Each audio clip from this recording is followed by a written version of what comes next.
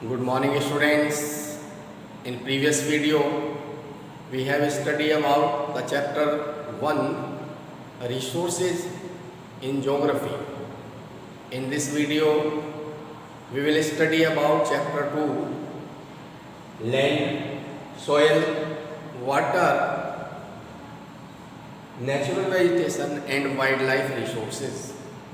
इस वीडियो में हम land, soil, water, natural vegetation and wild life resource के बारे में स्टडी करेंगे. Firstly we will study about the land. What is land? As you know the upper layer of the earth on which we have lived is called the land. जैसा कि हम सभी जानते हैं अर्थ की जो अपर लेयर है, जो ऊपरी सरफेस है, उसी को हम लैंड कहते हैं. अगर हम अर्थ पर देखें तो पूरी अर्थ पर केवल 30% लैंड है और लगभग 70% पर क्या है? यहाँ पर लैंड है, भूमि है, और यहाँ पर 70% पर क्या पाया जाता है? Water. Okay. In previous class you have studied earth covered 71% from water and 29% have land, but these 30% लगभग 30% land एक जैसे नहीं है. इसमें माउंटेन भी है, यहाँ पर डेजर्ट भी है, यहाँ पर प्लेन भी है, और यहाँ पर आइलैंड भी है. इसमें जो 30% लैंड है उसका ये नहीं कि हर जगह व्यक्ति रहते हैं, वहाँ पर माउंटेन भी है. ठीक है, कहीं पर माउंटेन है, जैसे कि आप देखते हैं हमारे कंट्री में हिमालय माउंटेन है. तो वर्ल्ड की जो 30% लैंड है टोटल, ठीक है, 70% पर वाटर पाया जाता है, वाटर से कवर्ड है, बड़े बड़े ओशियन है. 30% लैंड पर ये ऐसा नहीं कि हर जगह एक जैसी लैंड है, हर जगह व्यक्ति रहते हैं, हर जगह पॉपुलेशन है. कुछ एरिया ऐसे जहाँ पर कोई नहीं रहता, जैसे कि माउंटेन है, कम पॉपुलेशन है, वहाँ पर डेजर्ट है. ठीक है, डेजर्ट में भी कम पॉपुलेशन पाई जाती है क्योंकि वहाँ पर क्लाइमेटिक फैक्टर्स का इफेक्ट पड़ता है. वहाँ पर बहुत ज़्यादा टेम्परेचर होती है, गर्मी ज़्यादा होती है. ठीक है, वाटर की फैसिलिटी नहीं होती. बहुत सारी प्लेन्स में ज़्यादा पॉपुलेशन पाई जाती है क्योंकि प्लेन्स में all facilities are available. Plains में सारी फैसिलिटी अवेलेबल होती हैं.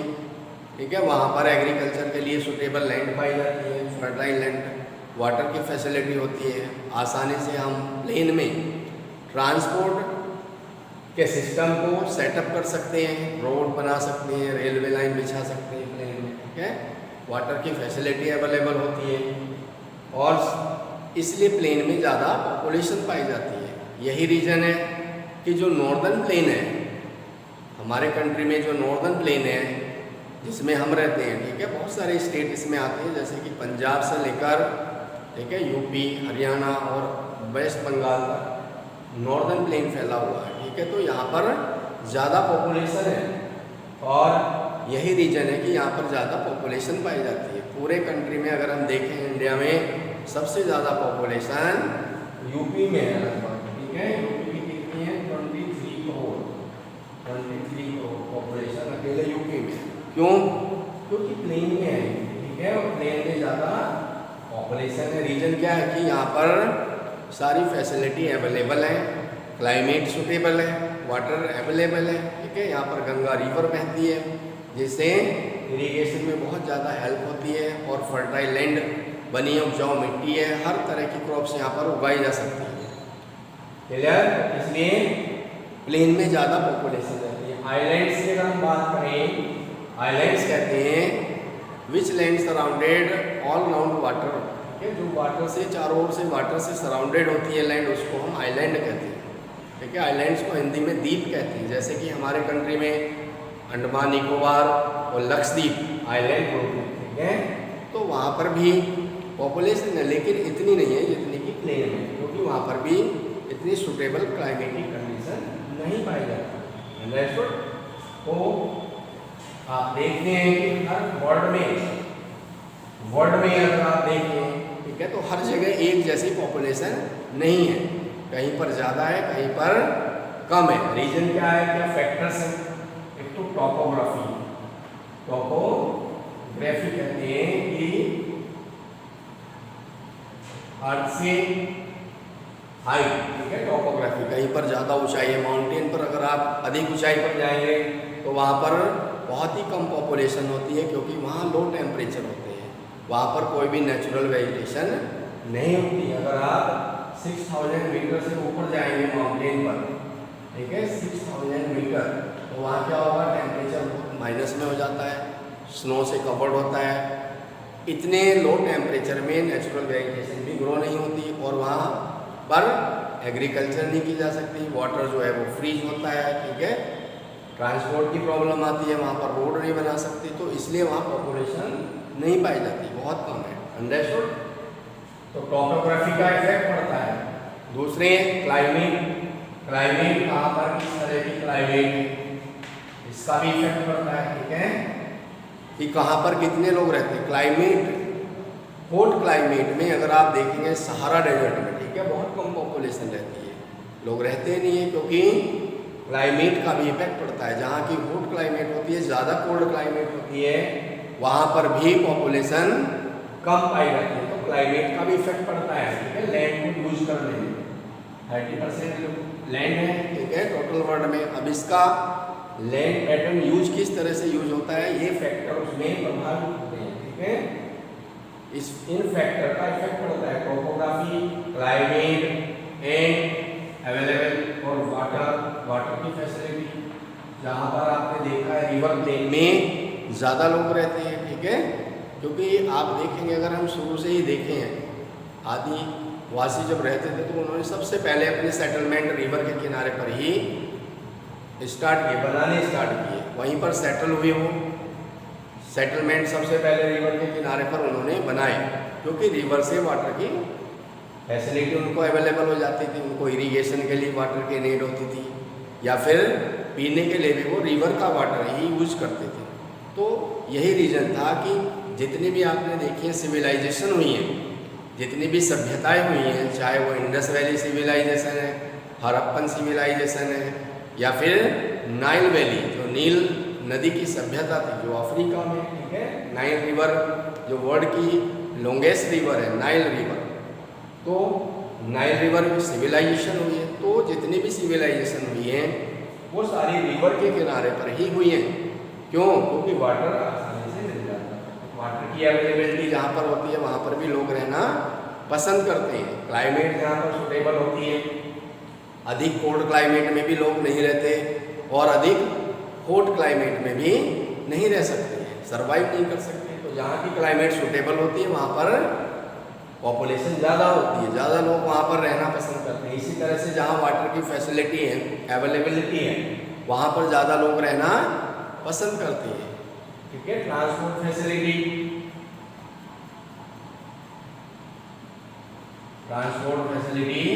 जहाँ पर ज़्यादा पाई जाती है वहाँ पर ज़्यादा लोग रहना पसंद करते हैं। These are the climatic factors. Now we will explain the land degradation. What is the land degradation? Land degradation जैसा कि आप देख रहे हैं, day by day land or degradation हो रही है, ठीक है। डिग्रेडेशन का मतलब होता है कि उसका मिसयूज हो रहा है, अपघटित होती जा रही है, ठीक है। लाइक द लैंडस्लाइड, जैसे कि आप देखते हैं कि लैंडस्लाइड कहीं पर हो जाता है, ठीक है, भूस्खलन जिसको हम लैंडस्लाइड्स, ठीक है, लैंडस्लाइड्स जिसको हम भूस्खलन कहते हैं हिंदी में। अंडरस्टूड? लैंडस्लाइड्स के द्वारा बहुत सारी जो लैंड है वो बेकार हो जाती है, उसका यूज नहीं किया जा सकता, ठीक है। जो बड़े बड़े माउंटेन होते हैं वो खिसक जाते हैं, ट्रांसपोर्ट से इसमें ट्रांसपोर्ट भी बंद हो जाता है। ठीक है, आपने देखा होगा लैंडस्लाइड्स के द्वारा लैंड का डिग्रेडेशन हो रहा है। दूसरे जो लैंड्स है, ठीक है, उसको डिफोरेस्टेशन के द्वारा भी डिफोरेस्टेशन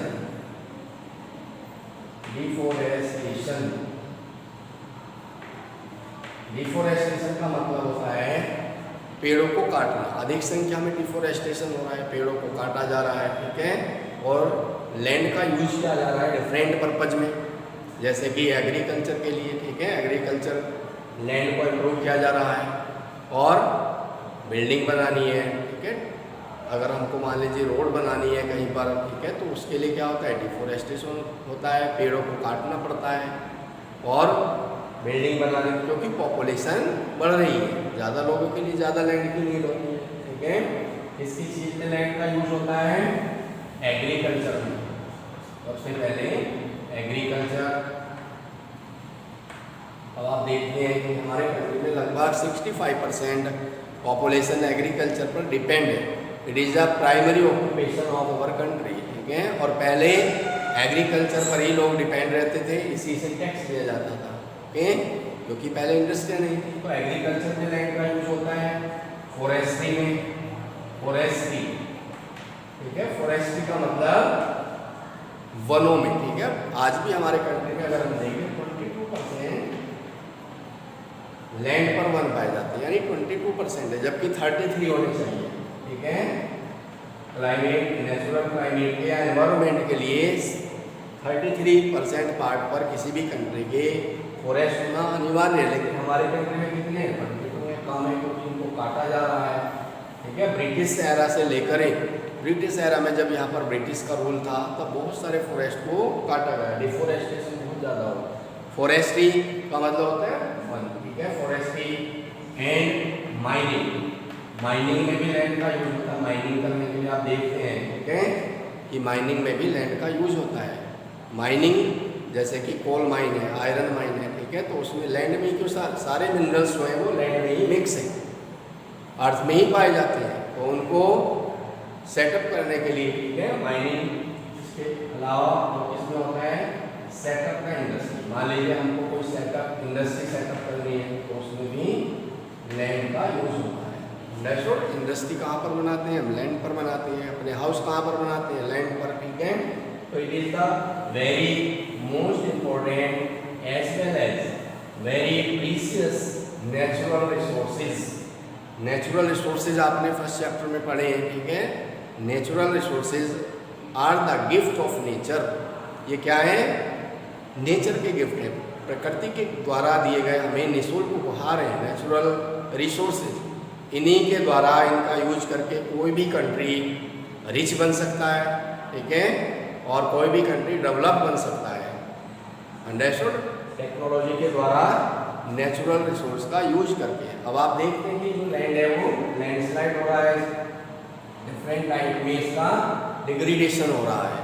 दूसरे एग्रीकल्चर में आप देख रहे हैं, ठीक है, जब एग्रीकल्चर हम करते हैं तो लैंड में बहुत सारे पेस्टिसाइड, फर्टिलाइजर का यूज करते हैं, इंसेक्टिसाइड का यूज करते हैं। तो इस तरह से धीरे धीरे जो लैंड की क्वालिटी है वो पहले से ज़्यादा खराब होती जा रही है। ठीक है, क्वालिटी जो है वो पहले से ज़्यादा खराब होती है। Now next second topic soil. अगर हम देखें, ठीक है, सॉइल, सॉइल को मिट्टी कहते हैं और लैंड को भूमि कहते हैं। ठीक है, सॉइल डिफरेंट टाइप की होती है। सॉइल फॉर्मेशन में डिफरेंट नेचुरल रिसोर्स या नेचुरल फैक्टर्स होते हैं। ठीक है, जैसे कि पेरेंट रॉक मतलब किस तरह की वहाँ पर रॉक पाई जाती है, जिस तरह की रॉक होती है उसी तरह की वहाँ पर सॉइल फॉर्मेशन होता है। सॉइल को बनने में बहुत समय लगता है, it is the natural process. इसको हम एक दिन में नहीं बना सकते। ये सब क्या है, सॉइल, एयर, वाटर क्या है, नेचुरल रिसोर्स है। ये नेचर के द्वारा बनती है, प्रकृति के द्वारा बनती है, स्वतः ही बनती रहती है और इनके बनने का नेचुरल प्रोसेस है। मनुष्य इनको नहीं बना सकता क्योंकि ये गॉड ने बनाए, गॉड गिफ्टेड है, नेचर ने बनाई है। ठीक है, प्रकृति के द्वारा बनाए गए, इसलिए इनको प्राकृतिक संसाधन कहते हैं। नेचुरल रिसोर्सेज क्यों कहते हैं, because these are form by the nature, nature के द्वारा ही बनाएंगे। तो पेरेंट्स रॉक का इंपॉर्टेंट रोल होता है सॉइल को फॉर्मेशन करने में। जिस तरह की रॉक्स होती हैं, in 7th class we have study about the rocks like igneous rocks, sedimentary rocks and metamorphic rocks. तो जिस टाइप की पेरेंट रॉक होती है उसी टाइप की वहाँ पर सोयल की फॉर्मेशन होती है।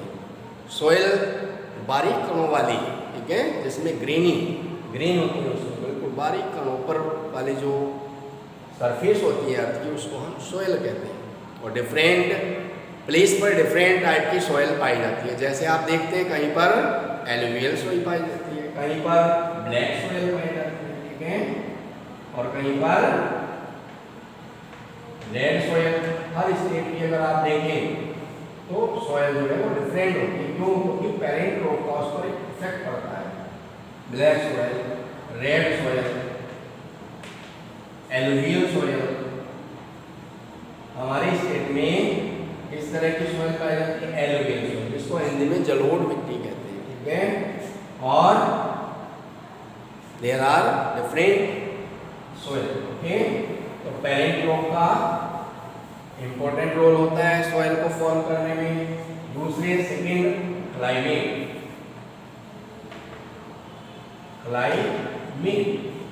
फैक्टर्स होते हैं। जिस तरह की क्लाइमेट होती है उसी तरह की वहाँ पर सॉइल फॉर्म होती है, सॉइल फॉर्मेशन होती है। अंडरस्टूड? तो क्लाइमेट का भी इफेक्ट पड़ता है। आप देखते हैं कोल्ड क्लाइमेट में या हॉट क्लाइमेट में सॉइल की फॉर्मेशन नहीं होती, वहाँ पर फर्टाइल सॉइल नहीं पाई जाती। जहाँ पर ज़्यादा हॉट क्लाइमेट होती है या जहाँ पर ज़्यादा कोल्ड क्लाइमेट होती है, क्योंकि हॉट क्लाइमेट में टेम्परेचर बहुत ज़्यादा होते हैं, वहाँ पर जो बैक्टीरिया पाए जाते हैं सॉइल को फर्टाइल बनाने वाले, वो इतनी हॉट क्लाइमेट में वो जीवित नहीं रह सकते। और जो कोल्ड क्लाइमेट होती है वहाँ पर बैक्टीरिया बनते नहीं है जिससे कि सॉइल को फर्टाइल बनाए, सॉइल की फॉर्मेशन हो सके। तो क्लाइमेट का भी बहुत बड़ा रोल होता है सॉइल फॉर्मेशन में। नेक्स्ट, प्लांट्स या फ्लोरा एंड फौना भी कहते हैं। फ्लोरा एंड फौना, इसको हम प्लांट्स और एनिमल्स भी कह सकते हैं। फ्लोरा कहते हैं प्लांट्स को और फौना कहते हैं एनिमल्स को, ठीक है। प्लांट्स, आपने देखा कि जो प्लांट्स होते हैं उनकी जो लीव्स होती हैं वो सॉइल में मिक्स होती रहती है और सॉइल को फर्टाइल बनाती है, फर्टिलिटी बढ़ती रहती है सॉइल की, ठीक है। तो फ्लोरा का भी इफेक्ट पड़ता है सॉइल फॉर्मेशन करने में। बहुत सारे ऐसे प्लांट्स हैं जिनकी लीव्स सॉइल को फर्टाइल बनाती हैं, बहुत ही सुटेबल होती हैं सॉइल को फॉर्म करने में, बनाने में या फर्टाइल बनाने में, ठीक है। इसी तरह से फौना, कुछ एनिमल्स ऐसे होते हैं कि वो सॉइल को नेचुरल प्रोसेस के द्वारा फर्टाइल बनाते हैं, नेचुरल फॉर्मेशन करते रहते हैं। बहुत सारे एनिमल्स, ठीक है, आपने देखा होगा वो सॉइल में रहते हैं, जैसे कि अर्थवॉर्म है, ठीक है। अर्थवॉर्म क्या करते हैं? सॉइल को फर्टाइल बनाते हैं, क्लियर। तो इसका भी इफेक्ट पड़ता है इसका। Parent rock, climate, flora and fauna, these are the factor which help in the soil formation. Now we will study about the soil degradation, ठीक है। soil का भी डिग्रेडेशन हो रहा है। आप देख रहे हैं कि soil डिफरेंट टाइप से प्रदूषित होते जा रही है, ठीक है। soil pollution, क्योंकि जब हम ज़्यादा से ज़्यादा प्रोडक्शन के लिए एग्रीकल्चर करते हैं और उसमें हम बहुत ज़्यादा फर्टिलाइज़र, इंसेक्टिसाइड, पेस्टिसाइड का यूज करते हैं, तब हम सोयल को पॉल्यूट कर देते हैं, क्योंकि वो सारे जो पेस्टिसाइड, इंसेक्टिसाइड होते हैं कहाँ पर जाते हैं? वो सोयल में मिक्स हो जाते हैं। और सोयल के अंदर जो बैक्टीरिया होते हैं जो उसको फर्टाइल बनाते हैं सोयल को, वो नष्ट हो जाते हैं इस इंसेक्टिसाइड से या पेस्टिसाइड से, जो हम इतना दवाइयों का यूज़ करते हैं एग्रीकल्चर में। आज आप देखते हैं कोई भी क्रॉप्स विदाउट पेस्टिसाइड या इंसेक्टिसाइड के ग्रो नहीं हो सकती है आज, ठीक है। फर्टिलाइज़र का यूज होता है, इरिगेशन होती है, अंडरस्टूड। कोई भी फसल बिना दवाइयों के यूज नहीं होती, और इतनी दवाइयाँ हम उसमें यूज कर रहे हैं कि उनका बैड इफेक्ट हो रहा है। एक तो हमारी हेल्थ पर, दूसरे सोयल पर इफेक्ट पड़ रहा है। सोयल धीरे धीरे पॉल्यूट होती जा रही है।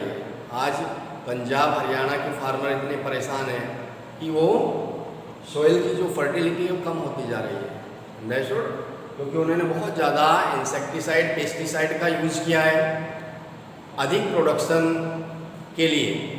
ग्रीन रिवॉल्यूशन के द्वारा, जब से हमारे कंट्री में ग्रीन रिवॉल्यूशन आया है, उसमें अधिक प्रोडक्शन के द्वारा एक है तो बहुत ज़्यादा इसमें इंसेक्टिसाइड या पेस्टिसाइड का यूज होता है और इससे सॉइल पॉल्यूट होती जा रही है, अंडरस्टूड। दूसरे इंडस्ट्रियों का जो वेस्ट है, जो वेस्ट मटेरियल निकलती है, ठीक है, इंडस्ट्री से निकलने वाले वेस्ट वो भी सॉइल को पॉल्यूट कर देते हैं, अंडरस्टूड। सॉइल पॉल्यूशन के बहुत सारे रीज़न हैं, तो इनसे धीरे धीरे सॉइल पॉल्यूट होती जा रही है। किस तरह से हम सॉइल को कंजर्व कर सकते हैं? सॉइल कंजर्वेशन क्या होता है? सॉइल को संरक्षित रखना यानी सुरक्षित रखना, जिससे कि वो आगे भी उसका यूज किया जा सके।